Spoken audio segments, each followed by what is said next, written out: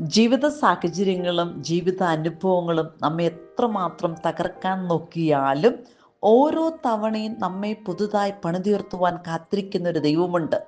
നമ്മുടെയൊക്കെ ജീവിത സാഹചര്യത്തിൽ നമ്മൾ മനസ്സിലാക്കിയ ഒരു യാഥാർത്ഥ്യമുണ്ട്. ജീവിതം എന്ന് പറയുന്നത് എല്ലായ്പ്പോഴും എളുപ്പമുള്ളതല്ല എന്നുള്ളത്.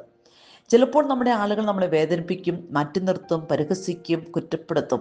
നമ്മുടെ ചില പ്രതീക്ഷകൾ പരിപൂർണമായിട്ടും തകർന്നു പോകും. പക്ഷേ മാറ്റമില്ലാത്ത ദൈവത്തിൻ്റെ വചനം നമ്മളെ പഠിപ്പിക്കുന്ന ഒരു കാര്യമുണ്ട്.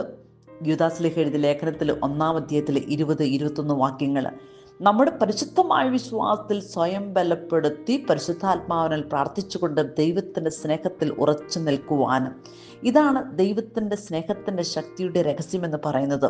മറ്റുള്ളവർ ഞങ്ങളെ താഴ്ത്തുമ്പോൾ വിശ്വാസത്തിൽ ഉയരണം. നമ്മൾ മനം തളർന്ന് മനസ്സ് മരവിക്കുമ്പോൾ പരിശുദ്ധാത്മാവിനോട് നമ്മൾ പ്രാർത്ഥിക്കണം.